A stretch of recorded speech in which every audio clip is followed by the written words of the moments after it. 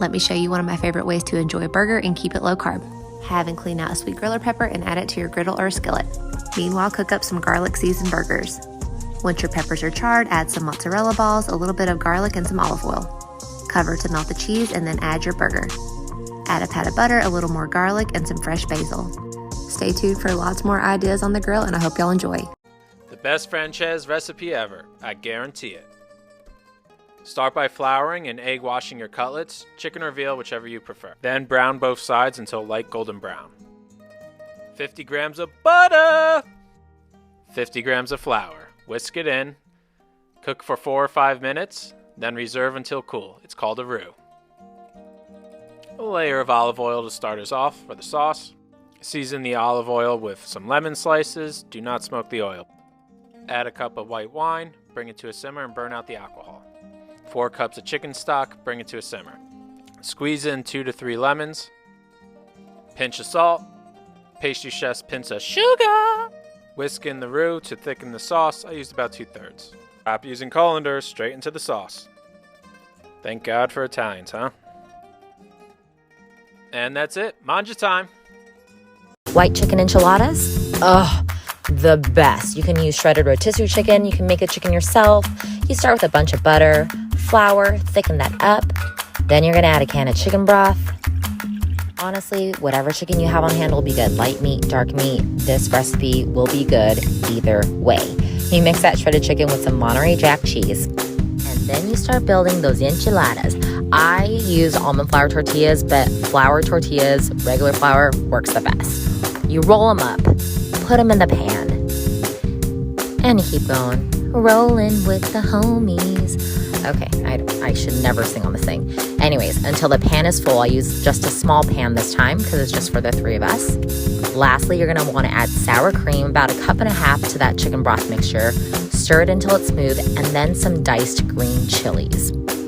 Pour that goodness all over, bake at 350 for about 30 minutes. I mean, have you ever tried keto scalloped potatoes? Let me show you how I made this. You're going to start by washing, peeling, and slicing your turnips. Now put your turnips into a pot with water on medium-high heat until tender. Drain all the water. In a skillet, you're going to add your butter, mushrooms, garlic, your seasonings, your turnips, and cook until tender. And once cooked, you're going to add some fresh Parmesan or Asiago. Finish it off with mozzarella and put it under the broiler. And take a look at this. These taste just like potatoes. Full recipes on my YouTube channel at Low Carb Love. This has been my newest snack obsession lately. It's avocado hummus, and I'm gonna show you how to make it. 1 can of drained and rinsed chickpeas, some lemon juice, 2 tablespoons of olive oil. My recipe calls for 2 cloves of garlic, but I'm gonna use 5. 1/4 cup of tahini, salt and pepper, and last but not least, an avocado.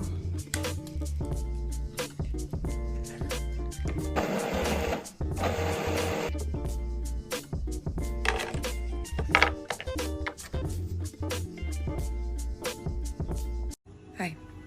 There are probably a million recipes for lasagna soup online, but when I mentioned that I was going to be making it soon, y'all, it was very clear that you wanted my recipe in particular, so I just added that to deepfriedhoney.com. Lasagna soup tastes pretty much exactly like lasagna, but it's a lot less involved and it's ready a lot faster. You just brown onion and garlic. Don't overcook them like I did because my kid cut her finger and I had to apply a Band-Aid. But you just brown it normally and then add some beef, and then you're gonna add marinara sauce, crushed tomatoes, some dry pasta noodles, and let all that cook together. And then you're gonna add in some mozzarella cheese. And when you serve it, you are going to spoon a little bit of this ricotta filling that we make into the bowl first, and then ladle the soup on top. So when you dig your fork in, it's like lasagna. Today I'm going to show you how to make the best tamale pie. First, cook up 1 pound of ground beef and 1 pound of ground pork. After your meat's browned, you can drain it if you want and add in the following spices. I'll put them on the screen for you. Now pour in 1 cup of crushed tomatoes. Now add 1/4 cup of water in with 1/2 teaspoon of chicken bouillon. Add in 1/4 cup of chili sauce. Add in a 4.5 ounce can of green chilies. Okay, set this aside. Now let's make the masa topping. But first, go ahead and preheat your oven to 350. To a bowl, put in 2 cups of masa mix. or corn flour, 1 teaspoon of baking powder, and 1 teaspoon of salt. Go ahead and mix that together. Now add in 1/2 cup of lard or pork fat and 1½ cups of chicken stock. And give it a mix. You're looking for this consistency. Now let's assemble. I bake mine in an iron skillet. Spread out your meat, top with a little cheese. Top. It's spring, so that means white asparagus. They kind of look like fingers. So white asparagus is pretty fibrous, so you're gonna want to lightly peel the first layer off. And then once they're all peeled, I like to grab one and then just go like this, and that'll tell you where the woody bit is. And you just line that up. That'll tell you how much you need to cut off. Next step is just a little bit of milk, and then a little pinch of sugar, pinch of salt. White asparagus can be bitter sometimes, so the sugar just balances it out a little bit. Get them into a bag, add the milk, and then seal it up into the water bath. If you don't have a vacuum seal, you can just do it in a Ziploc bag. And if you don't have a water circulator, you can just do it in a pot with some gently simmering water. While those are in the water, I'm just gonna make a quick hollandaise. Egg yolk, pinch of salt. I'm gonna add a lot of lemon to this one because it goes really well with asparagus. Some cayenne, smoked paprika. And you can put down your asparagus. On goes your hollandaise. Some flaky salt. So good. Hey babe, Yo, what are we making? we are making a shrimp scampi primavera thing with spaghetti squash. You're going to get your spaghetti squash cut in half, sprinkle it with olive oil, salt and pepper. And you're gonna put veggies in. In your second pan, take your shrimp, plop it in, cook them until they are pink. Now for the sauce. 1/2 stick of butter, 1/2 cup of wine, taste it first. Michael! Squeeze the shit out of 1 lime. Lime? Lemon. 1/2 cherry tomatoes. Veggies back in the pan. Shrimp in the pan. Full of spinach. Sprinkle the parsley on top. Break your squash into spaghetti. Get shrimp, put it on top of the spaghetti squash, serve it up and eat. It's time for some low-carb monkey business. Let's do it.